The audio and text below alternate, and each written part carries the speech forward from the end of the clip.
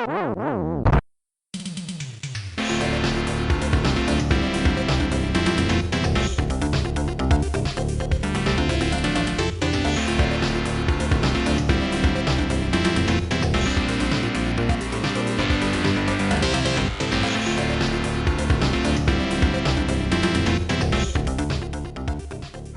and welcome to Video Game Hangover. I'm Randy Dickinson and I'm in Harrisburg, Pennsylvania. Hey, I'm DJ Ross. I am in Mountain View, California. Each week on Video Game Hangover, we talk about the games that have been keeping us up at night. This week we're playing Anodyne 2 and later Alligator. Plus we're digging deeper into Valheim and wrapping up The Legend of Zelda Link's Awakening. Oh, wow. I finished a Legend of Zelda game. Finishing games, yeah, that doesn't happen that often. I mean, I was talking about finishing a Zelda game. I mean, Zelda games in general don't happen that often. Yes, yeah. I don't finish games very often, unfortunately, and I seem like I finished Legend of Zelda games even less. And yes, there are not that many of them, but yeah, I finished a game and it was a Zelda game, so it was a good week. Nice. There are probably way more Zelda games than I imagine there are. There are like a bunch of Game Boy games that I never played. There are those weird, like, Philips CDI ones. Yeah. Yeah. I mean, I only play top shelf Legend of Zelda games. Right, yeah. I always had it kind of in the back of my head, like, I never played those. Is it at all worth my time to, like, to just experience those? And I watched somebody streaming them a few weeks ago, and they looked so bad. So I think I'll be fine. Just never playing those for myself. Yeah, yeah. There's an animated segment at the beginning of this new version of Link's Awakening, and you sort of revisit that at the end of the game as well.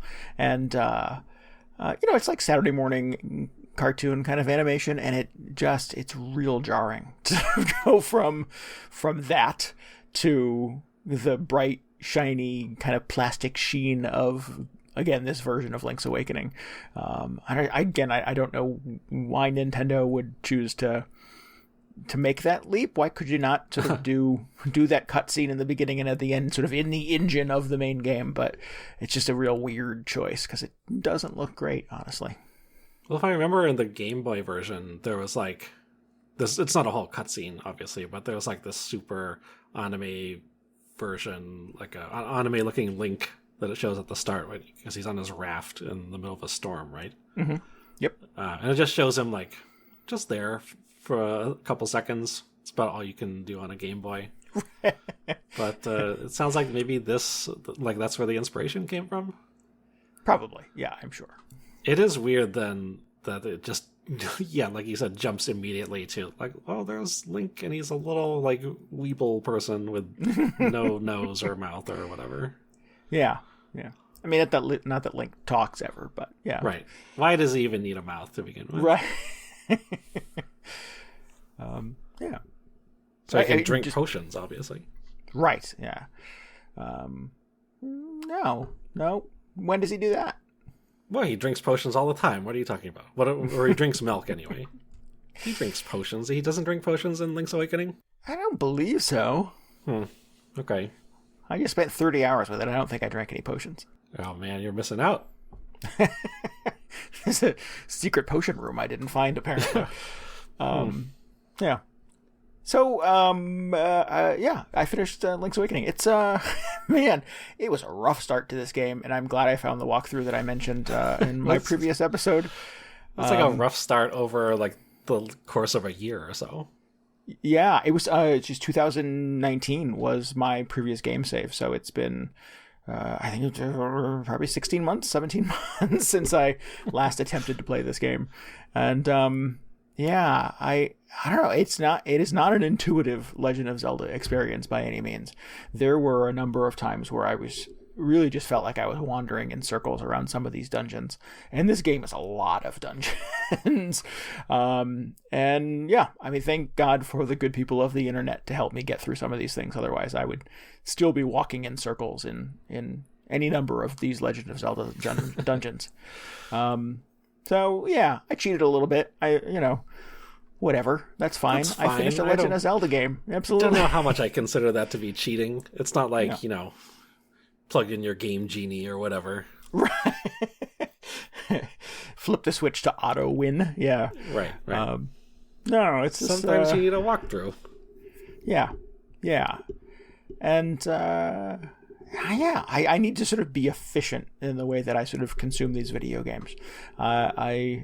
It was nice to sort of wander around Hyrule for 250 hours in Breath of the Wild. Really. But okay, wrong game. I was just like, what? Yeah, no, not Link's Awakening and Breath of the Wild. But I was not willing to dump that much time into Link's Awakening, and I wanted to finish this thing. It was in general very fun. I had a good time with it. I like the little sort of amusing cast of characters. It has this weird thing where it's the only Zelda game that I can think of where one, there's no Zelda, and two, there's no character Zelda, and two, there's tons of other like Mario stuff in it. There's a lot of Mario stuff in this. Yeah, one of the first like buddies that you get in the game that you get to sort of lead around for a little while, and he helps you fight bad guys, is a chain chomp. And in addition, there's Goombas and what are some of the other things that are in there? The weird little things that are in the desert, the little Pokey? Is that called Pokey? Oh, little cactus guys? Little cactus guys, yeah, that are the balls stacked on top of each other. Whatever. There's other Mario things in here. There is a character who is not named Mario, but it's Mario. Right. And it's funny because then they had another kind of Mario illusion in Ocarina of Time, but it was like it was not the same character. They're like, let's put Mario in here again.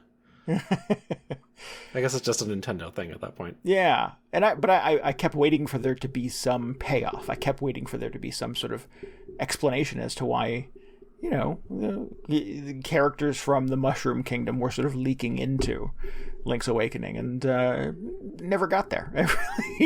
I don't know. I kind of expected to be some sort of story justification for all of the Mario stuff to leak into this, other than, they're all Nintendo games, but it never came. Yeah. I don't really know what I expected back in the day. I think I was just kind of like amused. Plus there are little kind of side-scrolling sections in this, or like platforming sections. Right. And so at that point I was like, oh, this is different. Oh, there's a Goomba. Of course, because you need an enemy to stomp if you're doing 2D platforming, I guess. So why not? Yeah, and they function just as they do in Mario games, where more or less they're there for you to bop on their heads and collect a little coin, or a rupee. Yeah. But yeah, a good time with this. I don't know. I guess a little reluctant to sort of just casually recommend it to people, because it is not, and I've said this before, not a user-friendly experience. It really does not hold your hand in any way, and it really feels like it's sort of built around kind of an older perspective on how to assemble a video game. And I just was not willing to wander in circles for 400 hours trying to find my way out of the dungeon. So I made my peace with looking up some of the solutions on the internet and trying to figure out how to get the hell out of there. Counterpoint.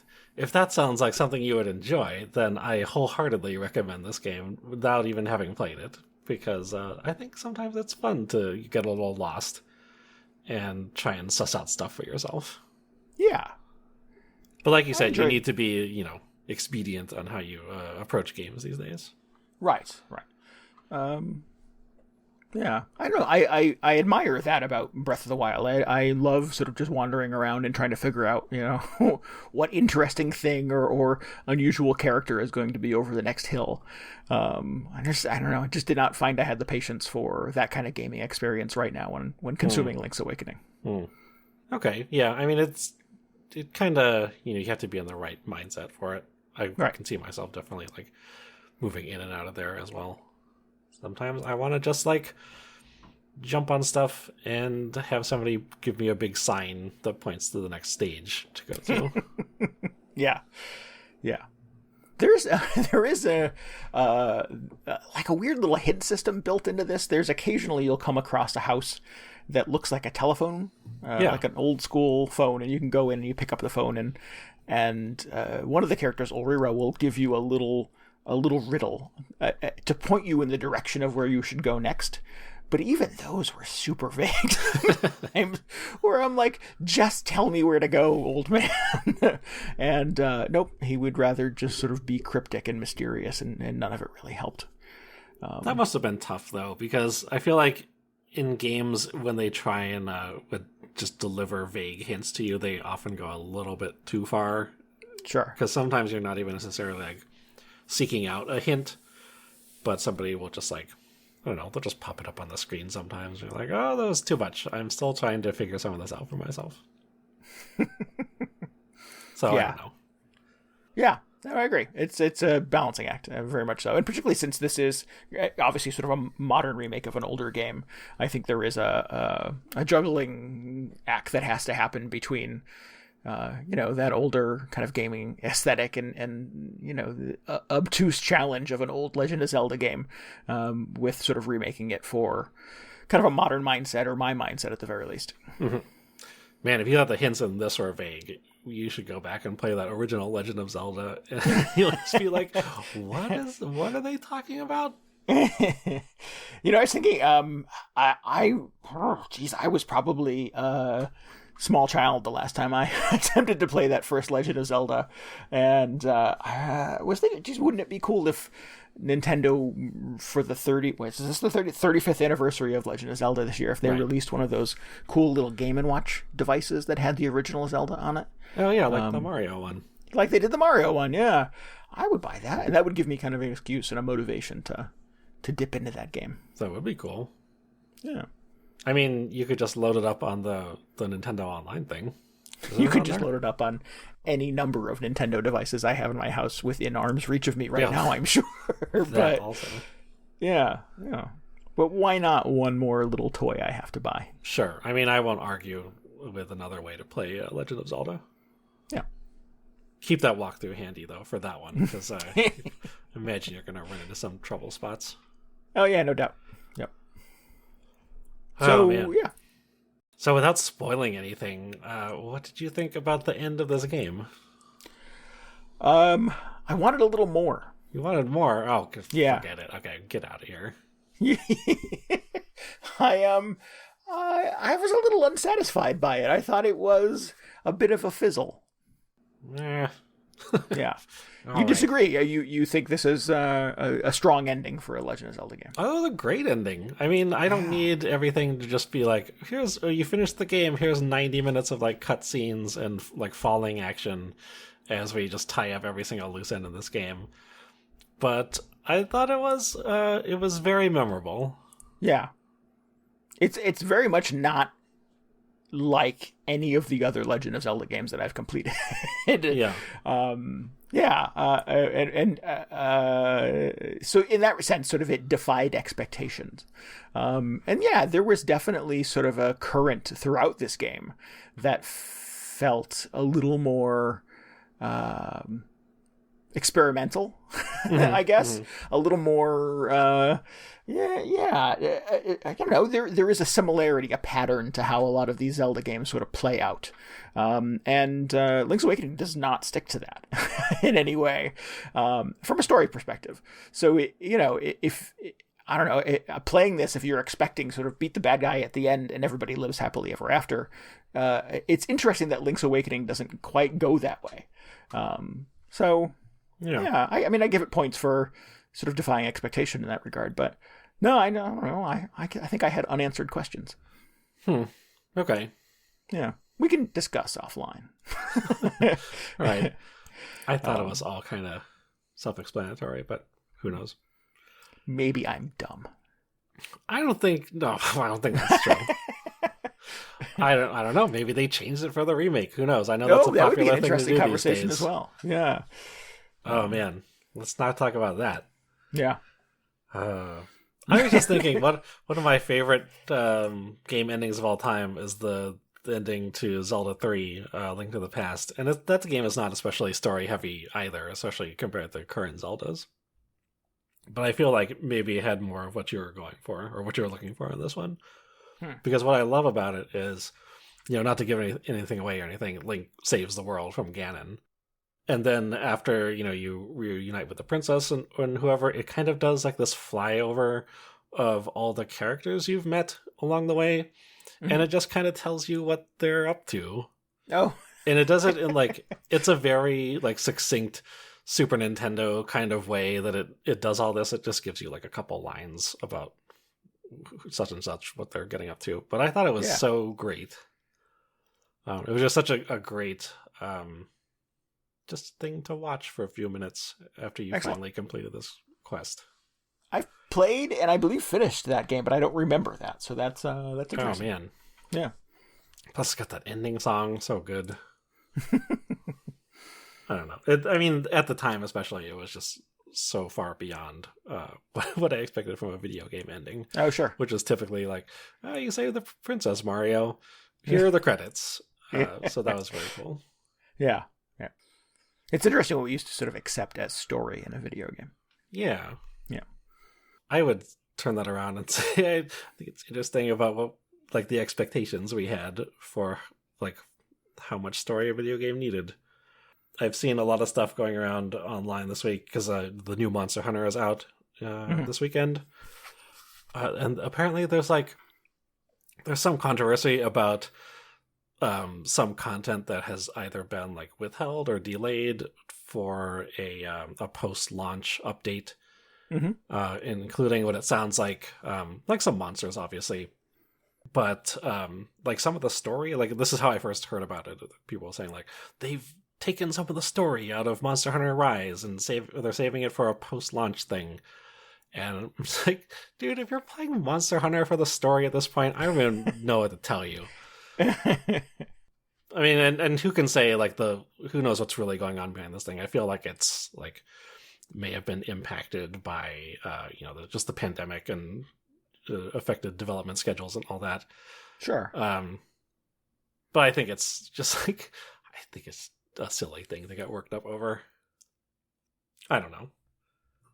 Yeah. It's not like that stuff was excised from the game and they're going to charge you for it further down the road. It's right.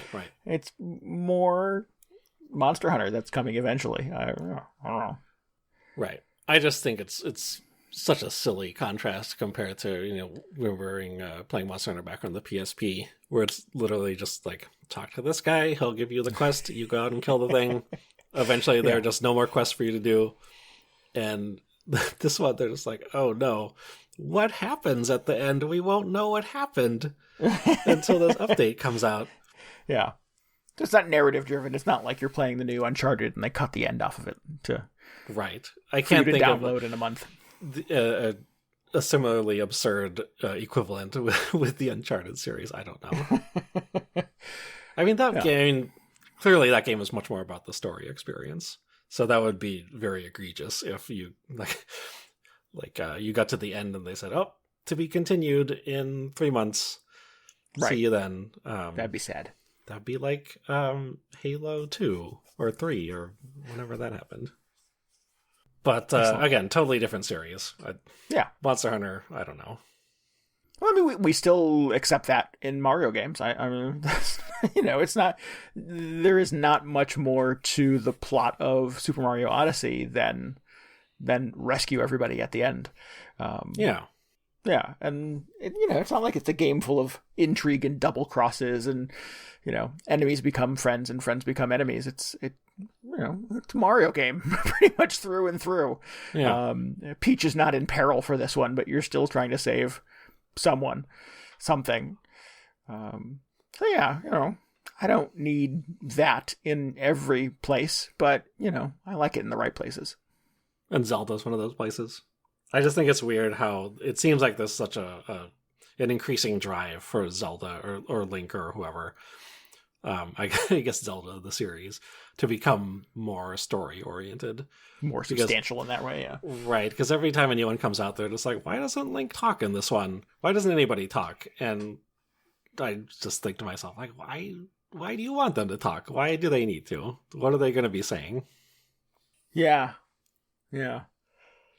I don't know where I stand on that. I like a little. I don't know. I think the sort of the Zelda games have enough of a sort of an interesting cast of characters, and there's room in there for someone to be not who they seem to be, or someone to be duplicitous in some way, a little palace intrigue.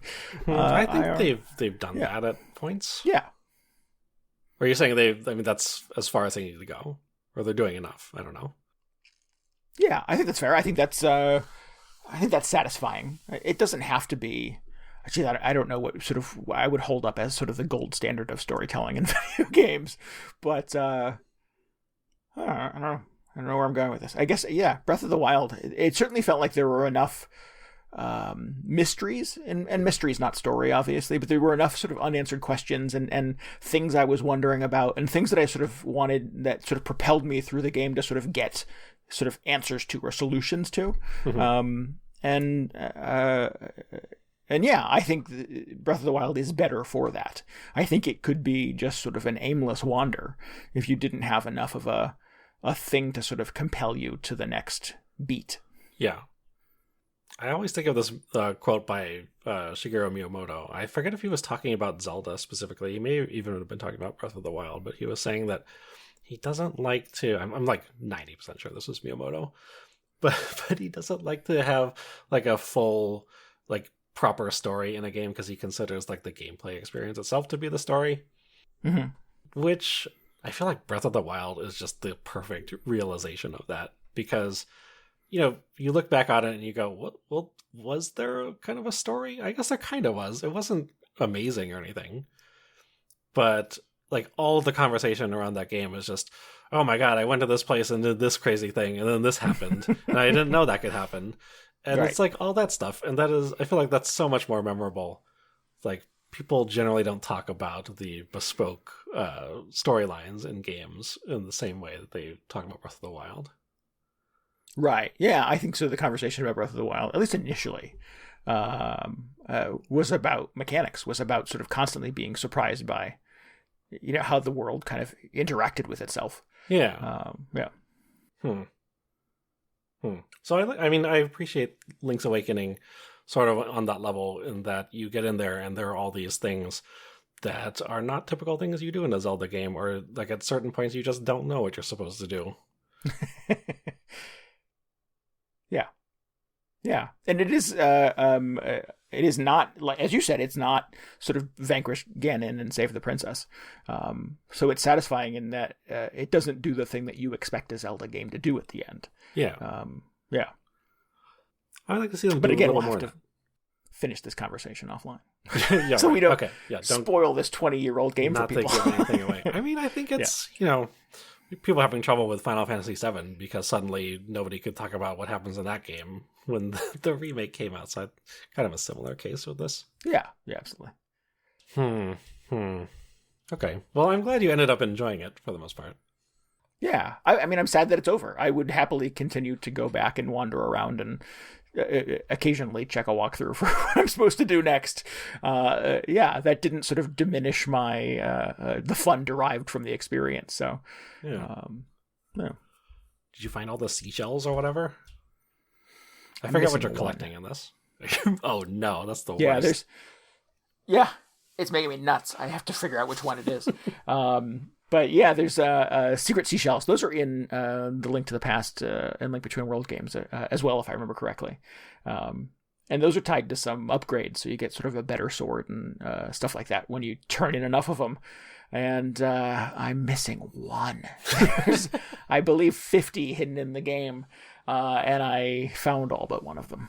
That's my favorite thing. When just like, there are all these hidden items. I'm going to do it. I'm going to find all of them. And then you're just like missing one forever. There's I looked up what do I get if I find the last one, and there's something in this version of Link's Awakening called a chamber stone, and you give it to Dampé, the undertaker, the gravekeeper. And he then lets you unlock a couple of new panels for the sort of the Mario Maker thing that's kind of hidden in this. I forgot about that thing. Yeah, where you can kind of assemble your own collection of dungeon rooms and kind of challenge yourself, and through the use of amiibo, challenge your friends to solving your dungeon puzzles. And I kind of fizzled on that a little bit. It's you get a few rewards from Dampe for continuing to run his little experiments and build new dungeons, but I don't know. I would rather just do the ones that come in the game. And there's enough of them, as I said, to keep it satisfying. So I think I did the first 2 or 3, and he gave me a heart container for it. And then that unlocked like 5 more, challenges from Dampe to challenge yourself. And I was like, no, I'm not doing that. I don't care. Yeah. And so the final reward for collecting all the seashells is you just get to unlock another batch of puzzle rooms for the Zelda Maker that's built into this, and I don't care. Well, it's a little underwhelming. It is, yeah. I forget what the reward was in the Game Boy version, because that was totally not in there at all. Right, yeah. I would assume, probably another heart container. Yeah, That's always the big compelling thing in the Zelda games, is give me as many hearts as you can. Right. Oh, it's just too bad there's no way to look up that information. We'll just never know what it was. Yeah, lost to time. Well, cool. I'm glad you stuck it out. Yeah, I'm glad I went back to it. Absolutely. It's a little bit of a black hole, unfortunately, in my Legend of Zelda history. So I'm glad I felt compelled and inspired to go pick it up again. Nice. So what have you been playing? I played like 20 hours of Valheim this week. Wow. Not expecting to do that. Holy cow. So I talked a little bit about it last week. At that point, I had played a mere 5 hours. But for some reason, it has just been very compelling to jump back in there and work on my Viking outpost and chop down some trees and stuff. Excellent. It's very surprising. It's like, first of all, it helps that it's like a good social game. So a lot of the time, like my friends and I will find an evening we can all jump on the server and just figure out what we want to do over the next few hours. But it's satisfying in a way that like Minecraft or like similar survival games are satisfying. And I've talked about this before, but it's just continues to be true. And it's kind of hilarious because I feel like the progression in this is very similar to other games that I've played, because you're just like gathering resources and using them to build a base and better equipment, and you go out and fight monsters who you were like not strong enough to face off against previously, and then it just loops. You just go back and with better materials and build better stuff and explore out farther in the world, sort of like you would do with Minecraft or like Dragon Quest Builders. But in this, it just, everything takes so much longer because you have to physically walk everywhere and like come back to the base and everything. Just kind of a weird difference between those. Like in Minecraft, it's so easy. You just punch a tree or mine some ore and you go back, and everything's so close together. It's very convenient. But it helps that in Valheim, it's very enjoyable to just be out exploring. And it feels a bit like Breath of the Wild in that sense, where, I don't really know what is out there in Valheim's world, and I've been kind of keeping it that way intentionally and resisting the urge to just go on like the Valheim wiki and figure out, oh, there's this thing out here if you explore in this direction, or this is a monster you can fight, or this is a goal that you should be working towards. But I'm just taking the time to, discover things for myself. And I think that's sort of how my whole group is approaching this. That like occasionally somebody will ask a question on the Discord and be like, so can you do like such and such in this game? And the answer is not like, oh, well, I looked it up on Google and here's the answer. Everybody will just be like, I don't know. I guess we'll find out later when we get there, which is kind of refreshing. And there's nothing sort of pushing you or channeling you in that direction. It I don't know. Is it aimless in the sense that you could just, I mean, I have a friend who tweeted that they were mostly just playing Valheim so they could run a pig farm. Mm-hmm. Is it So, choose your own adventure, I guess, that you could sort of go down the rabbit hole of something that isn't really sort of intended to be kind of the main game path. Oh, sure. I mean, I've done sessions where all I will do is just like work on stuff around the base and not even explore at all. And you could totally just, depending on what you find interesting about it, you could just spend a lot of time farming or mining ore or something. But like eventually everything is kind of in service to being able to go out and explore farther from your base and just figure out what is out there in the world. Right. Cool. Well, that's exciting. That's I don't know. It's always interesting when some sort of secondary mechanic in a video game is so much fun that you don't want to do the main thing. Yeah. I mean, if all you wanted to do is have a pig farm, then I guess you could totally do that. You're kind of just arbitrarily deciding to to stop progressing in the game at that point, so you can have an amazing pig farm. Right. But I don't know. That's fine. That's valid. Yeah. You do you. Yeah, exactly. Yeah. I'm not going to judge people. One of the most surprising things I've kind of realized about playing this, though, is that it reminds me a lot of playing Death Stranding, because like one of the things that you need to do in this is you need to mine a lot of ore to build equipment and make upgrades on your camp. And so one of the things about ore, eventually you can build these teleportation portals, which... Sure, the Vikings had teleportation portals, I guess.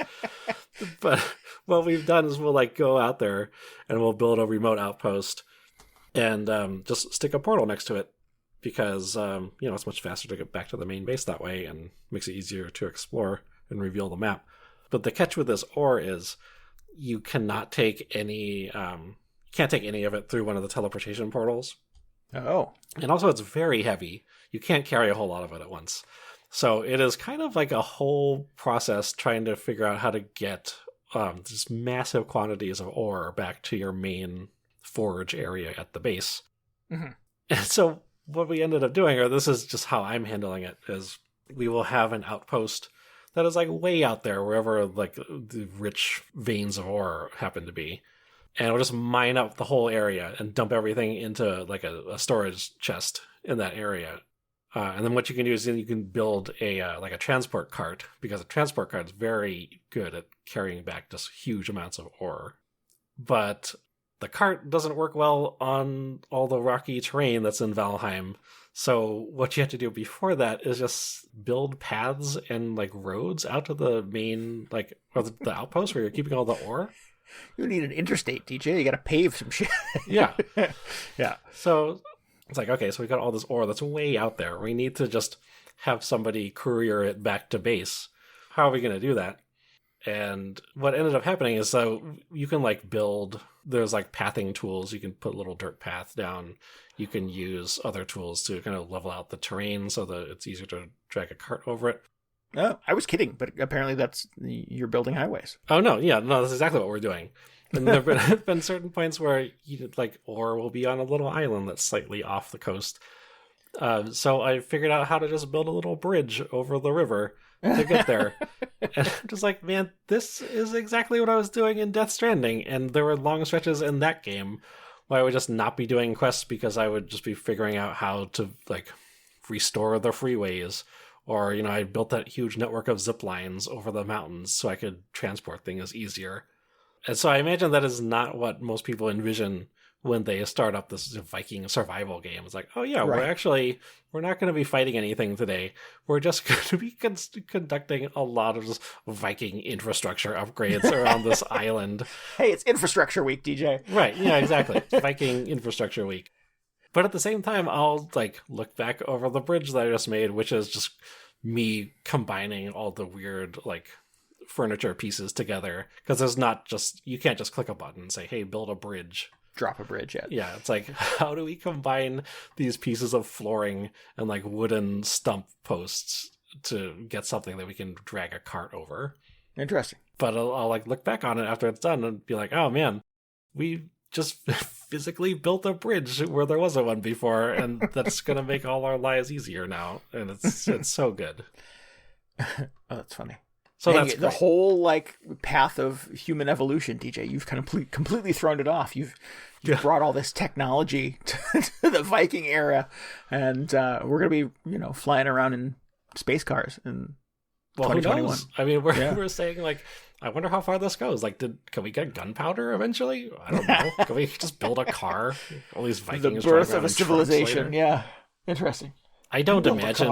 Yeah, I can't imagine it gets there. But like, what if it does? That would be amazing. Yeah. Probably not going to happen, but we'll see. It's probably a pretty big leap from building a bridge to building a car. Yeah.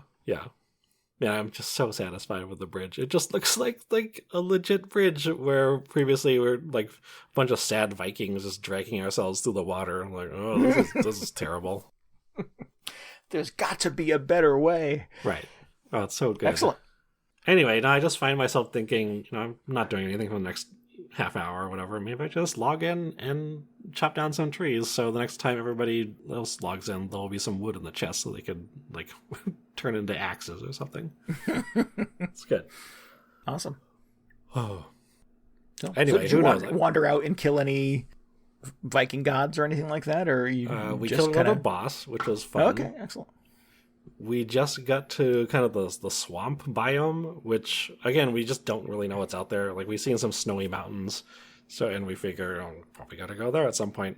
But the swamp so far is so dangerous. We just go there and there's tons of skeletons pop out and just swarm you. It's terrible.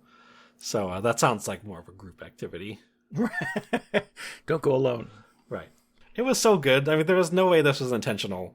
But the first time we went in there, we were just walking around, and I guess some skeletons spawned behind a tree where I couldn't see them, and they just happened to jump out right as I was going by. But it looked like the skeletons were just waiting there to ambush me. Like there's no way they were actually designed to do that, but it was just kind of a hysterical coincidence. But yeah, I love just the how much unknown stuff there is in this game. It really kind of goes back to the Breath of the Wild sense of just, absolutely. Like, what is beyond this next corner? Or are there going to be resources for us to mine? Or are we going to discover some completely new kind of resource? Like we just discovered, we just found beehives, and now we can like process like the honeycomb or whatever and make mead with it, which unlocks a whole new kind of like crafting tree. So, oh wow, that's pretty cool. Who knows what else is hidden in this game? Neat. Well, the question I asked you last week when you had just started playing was, do you get why this is kind of all over the internet right now? Why people are sort of find this so sort of compelling, where it's kind of come out of nowhere? And geez, I feel like every 10th tweet about video games about Valheim right now. Yeah. Well, so I don't know. It sounds like you're kind of getting that. It sounds like you're sort of like, oh, here it is. Here's why everybody's sort of digging this right now and sort of into the mystery of it.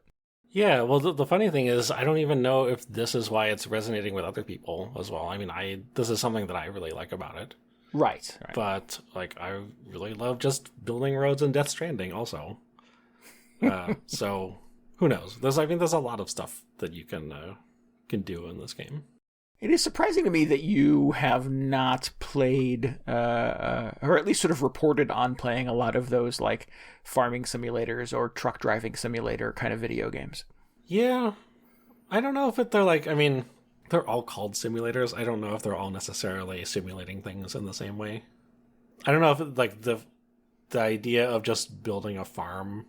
Are you talking about like the like Euro farming simulator where you're just driving that like harvester thing, or like Stardew Valley? Yeah, that's what I had in mind. Because it seems like, as you sort of talked about this video game and sort of other games, like it's that there's a part of you that is drawn to these sort of otherwise kind of mundane parts of video games. Mm-hmm. Yeah, I guess it's just different. For whatever reason. I don't know if that's vague enough. Sure. I mean, you're not running around with a shotgun and killing zombies, so it feels like it's a new gaming experience. Right. Well, I mean, it's not necessarily that you are doing farming in those games. I think the fact that it is just the way it's simulated in Valheim is very interesting, because you like, it's not like I don't know how those games work. I mean, I have some idea. Like you till some land. And then you equip your hoe and like plant whatever crops you want. This is like based on my half an hour that I played Harvest Moon like 10 years ago. But in Valheim, it's interesting because it just feels so much more organic. Because like I was saying, you have to like physically walk out into the forest and like swing your axe and chop down trees, and then you go back to the base and you process the wood and build stuff out of it, and you have to physically construct a house that makes sense and a build that does, or a bridge that doesn't collapse because there are no support beams under it. Whereas, like in those games, I imagine if you like, in Animal Crossing, if you want to build a bridge, you just say, "Hey, here's 80,000 bells or whatever to put a bridge right here," and that's it. Right, and you wake up in the morning and there's a bridge. Yeah, and that's not very interesting. But in this, it's just like, oh man, I made that, and it's kind of the same thing in Animal Crossing, in Minecraft, where there's no simple way to just build a structure. You have to kind of like visualize it and put in the foundation and actually make sure that it kind of makes sense as a house. Like, can you walk around in it? Can you go up the stairs? Oh, you actually need to make physical considerations for where the stairwell goes and just weird things like that. Mm-hmm. So, I don't know, maybe if there's a farming game where you have to, like, I don't even know. I don't know what it would take to get me to play one of those farming simulator games. Why would you when you can just play Valheim? True, yeah. Yeah. I barely even touched the farming in this, but just, like, I was on it the other night, and one of my friends who usually does the farming wasn't there, so I was like, okay, I'll try and figure this out. Plant some carrots, and just the few minutes I was doing that, I thought, okay, well, this is cool, but, I could envision, like, just having an entire outpost that it's only farms, and, well, that's the farming base or whatever. It just feels like it's so open-ended. There's so many different ways you can approach just managing your base. Right. Yeah, I'm sorry. I have flashbacks to you in Final Fantasy 14, just knitting gloves for months. Oh, yeah. Yeah. I mean, and that's fine. That's also sort of like, it's satisfying in a way where, like, oh, I made this equipment I'm wearing. But it's not like you have to physically design the equipment or anything. Oh, gotcha. Okay, I follow. Yeah. You can't, like, accidentally knit a bunch of gloves that only have 4 fingers. Right. Like, oh, you accidentally just made mittens or whatever. Yeah.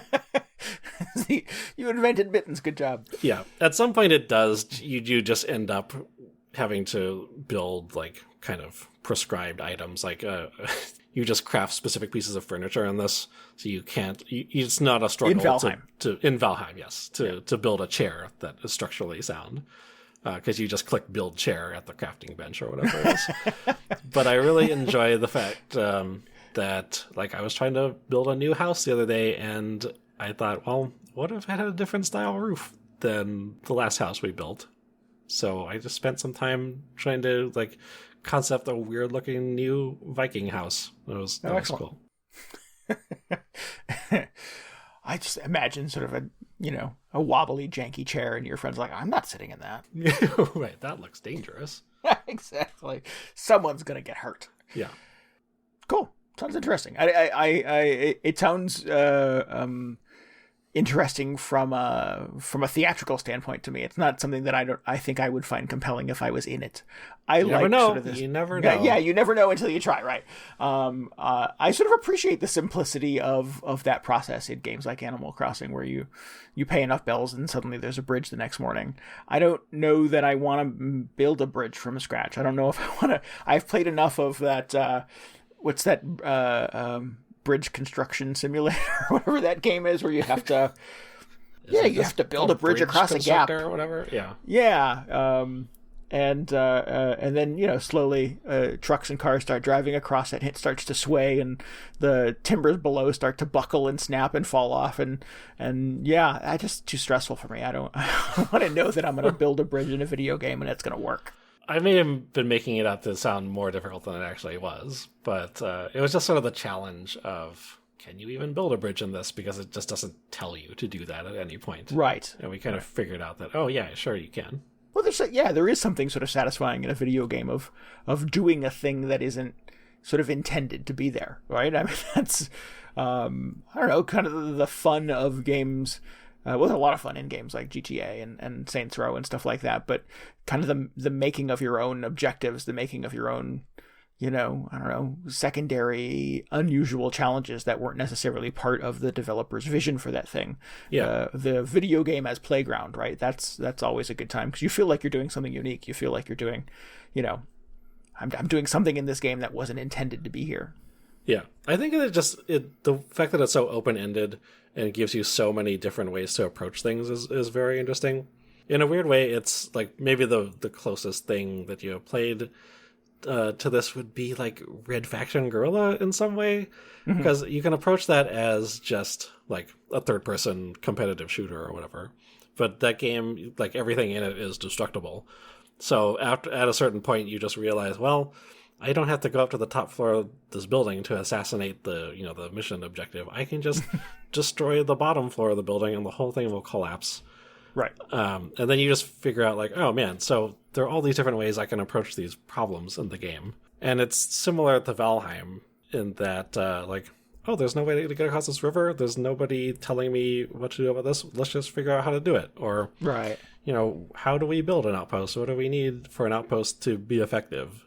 I imagine it would also be different if you're just watching other people playing and seeing how other people approach problems, because then you kind of have an idea of like maybe the commonly accepted approach to things, or maybe the way that developers intended for people to play this. So again, I'm just very satisfied that we're not sort of like seeking out information or explanations about what to do in this game. It's all kind of just self-taught, I suppose. I follow. Yeah. Cool. I'm kind of curious. Like, I want to watch streams of people playing this to figure out what is working for other people. But at the same time, like, I kind of don't want to spoil myself, and I don't want you take to away that sense of discovery. Yeah, exactly. Or if I just see somebody's awesome outpost, then I'll just start thinking, well, maybe if I built everything in the same way that they did, it would be better. But, then I would just be doing the same stuff that other people have done. Right, exactly. Anyway, continues to be very good. I'm playing it much more than I expected. I thought I was just going to be like, don't starve, bounced off that pretty quickly, or feel like I've internalized how Minecraft is supposed to work at this point, but Valheim continues to surprise. Cool. Excellent. So shifting gears a little bit, I have this other game that I played this week that I want to talk a little bit about called Later Alligator. This is a fun little kind of single session game where you can see the whole thing in about 2-3 hours. It is a pretty unique kind of point and click adventure mystery game where you play a private eye who sort of connects with a character who thinks he's going to be assassinated, who thinks he's going to get rubbed out. Yeah. And then sort of employs you through the course of a day. You get a single day to solve these things because he thinks he's going to get rubbed out at a big event that night. So you have until the event starts, more or less, to sort of figure out what's really going on. To wander around New York City and ask people a bunch of questions and try to investigate and solve the mystery of this and try to figure out what's going on with your client. The I don't know, the unusual, the funny hook here is that it's not just New York City, it's Alligator New York City. And that you're an alligator, private investigator, and everybody that you're talking to is an alligator as well. Okay. Yep. It's fine. Yeah. And it's very funny. There's a lot of really just super smart, super funny, very witty dialogue. It is packed with jokes. It's packed with a lot of dad jokes. So it has a lot of sort of grown-worthy kind of humor to it, which totally works on me. I'm susceptible to that. But there is some very bright and amusing writing and sort of joke delivery happening in this game. I like dad jokes are just right in the zone where you want video game jokes to be. They're just like, they're not great, but you can everybody can see the humor in them, and they're just like, oh sure. Man. But I feel like a lot of times when video games go out of their way to be funny, it doesn't always work that well. Right. I think so much of humor hinges a lot on kind of rhythm and timing, and it's hard to get that right in a video game. I think the animation doesn't quite feel as fluid, or the voice acting doesn't feel as sort of on point, or you don't have voice acting, you're just reading it, and you don't have control over timing and delivery in that situation. So I think it's hard to sort of be, I think of shows like 30 Rock, where I feel like 30 Rock was just a joke delivery machine, where like every scene in that show was so kind of intricately written and then delivered so brilliantly that there was sort of a rhythm and a pace to the way that jokes were kind of pumped out of that television show. And you just don't have, from a developer or a player's standpoint, you don't have that level of fidelity and control over what happens in a video game to be that jokey. So yeah, I think dad jokes work because they hinge less on timing and more on sort of the goofy reveal. Right. Yeah. There's a chart that I'm envisioning which shows like how funny your joke could be if it like pays off really well and it's set up correctly. And it's like really spiky with these high peaks and valleys and all that. And there's like dad jokes, which is kind of a flat plateau through the middle of the chart. It's like not going to blow people away. People just kind of grudgingly accept the humor in it. Right. Yeah. yeah. I won't say that that's the case about Later Alligator. I don't know that there was a scene where I sort of like, sure, I accept that as a joke. I see what you're doing. Well, I mean, I don't know if anybody's like, oh yeah, hit me with your best dad jokes, but I don't think people necessarily complain about it. Right. I think that's true. They're just like, oh, fine. Yeah. Can't believe you There said is something that. sort of warm and comforting about sort of the rhythm of a dad joke, right? About the payoff, that's great. Yeah. Yeah. So yeah, I think Later Alligator hits that. And you do have, it's not sort of like a hardcore investigation thing. This is not a Sherlock Holmes game. You have a notepad that basically has 3 questions on it, and you ask those 3 questions of everybody that you encounter. Their answer to those 3 questions can be little funny dialogues, little funny asides, little sort of backstories about their interaction with sort of the character who thinks they're going to get assassinated. It's just sort of always kind of amusing to see sort of where just simply asking those same 3 questions over and over kind of leads you through the course of this little investigation. And then sort of the challenge as it sort of comes into the game is inevitably the characters will be a little tight-lipped about sort of the big events and don't want to share anything, but maybe I could let slip a little bit of information if you solve this puzzle for me. Okay. Or if you play, and here's where it sort of turns into a Professor Layton game in a lot of ways. If you sort of play this little mini game for me. So one of them is sort of like a little claw game where you have to sort of pull things out of, you know what a claw machine is, pull things out of a claw machine for a little girl who has some little nuggets of information you're hoping to solicit from her. And on and on and on. There's a ton of different little mini games packed into this. I believe I've read that there are 30 different mini games that you can unearth. What? And that means there are 30 characters that you can talk to who all have their own little challenge sort of associated with them. Oh, they all have a unique mini game. Interesting. Correct. Yes. Yeah. There's a pinball machine. There's there's somebody who's having issues with their cell phone, and you have to go through all the apps on their phone to try to look for things that are different or broken, and then you delete those apps to try to make their phone work better. It doesn't sound compelling, but when you're in the rhythm of it, it feels super fun. I can imagine that. Yeah. And on and on and on. So some of the fun in this is just sort of trying to figure out kind of what is the game, what is the challenge, what is this person going to sort of spring on me to sort of challenge me to do so that I can get this little extra little nugget of information off of them. And those are super satisfying. I like those. It does have like a Wario World kind of vibe to it, where, you know, none of the controls are consistent between any of the games, and you really only get a couple of seconds to sort of figure out how to respond and how to play it. And you kind of need to quickly be good at this little instance of a game within a game, and or you don't get the information you're trying to get. So it's fun. Yeah, there is a satisfying sense of discovery to all of these little games that are kind of packed into Later Alligator. What happens if you mess up one of the games? You get to try again? There's a few of them I found where it will prompt you to try again, but it cuts into your time. Like I said, you have a limited amount of time before the event that night. Oh, and this is happening like semi-real time. Kind of, yeah, in video game time. But it'll ask you if you fail. It'll say, "Would you like to replay?" But it'll cost you 15 minutes. Oh, okay. Good. And then maybe in that 15 minutes, you could have interviewed 2 more characters and played 2 other games. So you have to decide sort of the push-pull between, is it better for me to interview more characters and see more of the game, or really specialize in interviewing a few characters to try to solve the puzzle that way, to try to solve the mystery that way. Oh, man, I would make the worst private detective. Just be like, oh, I know I can beat this claw game if I just play it like one more time, and then it's like 3 hours later and my client has been assassinated. It's like, oh, didn't do it.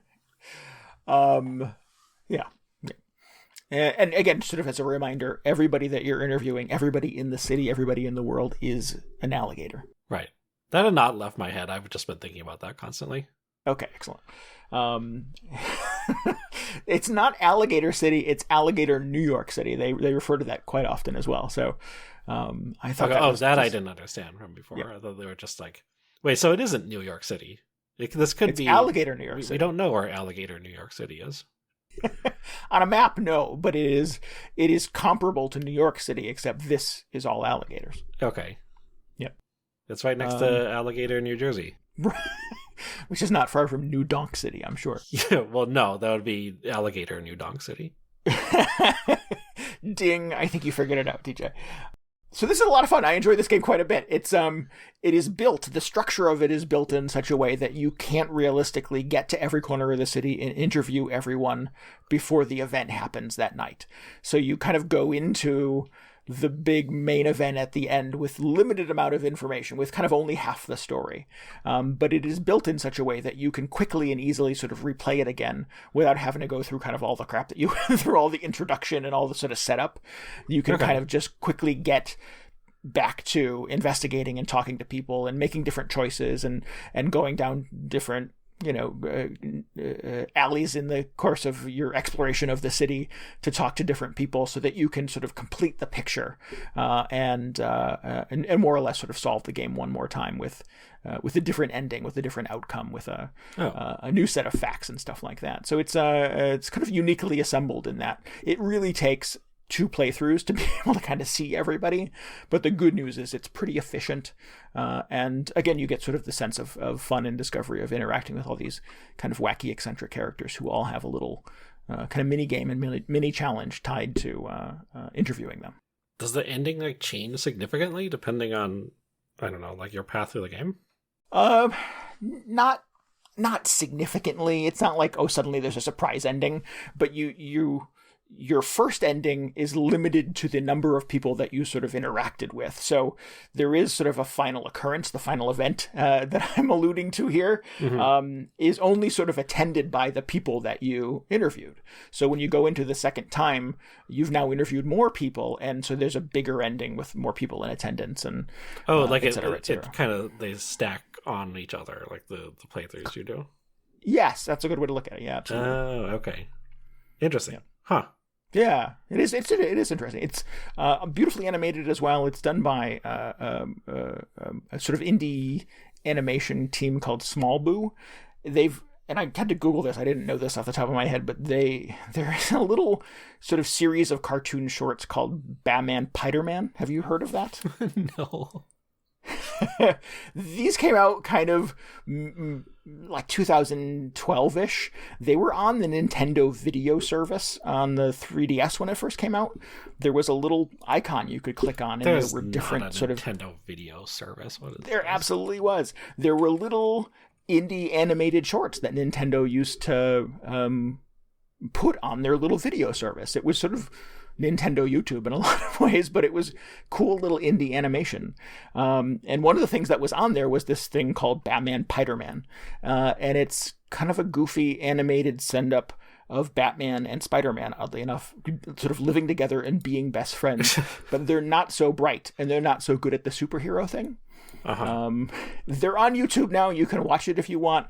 They're a little I don't know, derpy, and it's a little kind of hard to get through, but I sort of see the joke.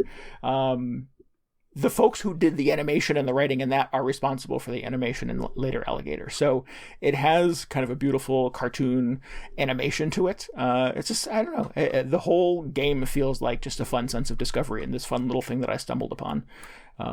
So yeah, later Alligator would highly recommend. Okay. I think I get it. I saw people talking about this when, like, before it came out, or they were like finishing up the development on it, and I just thought, oh, this looks weird. Why is everybody an alligator? But I'm glad it worked out. I'm glad it put something together that's good. Yeah. It's on PC. It's been out on PC for a little while, but it just came to Switch in the past week or two. So it is, available in a lot of places where you can get a video game. Okay, well, thanks for testing it out. I will maybe give it a shot. Yeah. So I played Anodyne 2. I think I will save discussing that for a future episode, because I feel like I've just been playing it for like a month at this point. It's not super long. I've just been like playing a lot of stuff. I've been spending a lot of more time chopping trees than I expected to. Sure. All right. Well, I guess we should wrap this thing up then. If you need any more video game hangover in your brain, you should definitely follow us on Twitter at twitter.com/VGHangover. Keep in mind, you can always get show notes and links and tell us what you thought about the episode at VGHangover.com. We would love for you to join us on our Discord as well. You can get a link to that at VGHangover.com too. Yeah. Yeah. Subscribe, rate, and review us on iTunes, Spotify, Google Podcasts, YouTube, anywhere else you can get a podcast, and tell your friends about the show. Yeah. We Tell like them you won't believe what these idiots are building in Valheim. That's not how you're supposed to play the game. You're doing it wrong, DJ. Yeah. Well, I look forward to everybody telling me how I should be playing it. I don't know. Oh, it's my turn. It's your turn. Yeah, yep. Thank you again to Felly Kitty for our intro and outro music this week. Please head on over to fellykitty.bandcamp.com. Check out some more of our stuff. I have to confess, I've been looping the Pink album, which is the album that our outro music is from, for the last week or so. It's great. Check it out. Cool. All right. We'll be back next week with maybe Anodyne 2. Maybe Monster Hunter Rise, right, DJ? Yeah. Oh, God, there's a new Monster Hunter. I have to play that now. Maybe any number of a million video games that there are in the universe. So definitely come back next week. How exhausting. You picked the wrong gig, man. I got all these trees to chop down. I can't play Monster Hunter. Those trees will be there, man. Not if I have anything to say about it. Right, exactly. We're just going to clear cut Valheim. Just wipe it out. Well, thank you for listening to Video Game Hangover. We'll talk to you next week. Goodbye. Good night. See ya.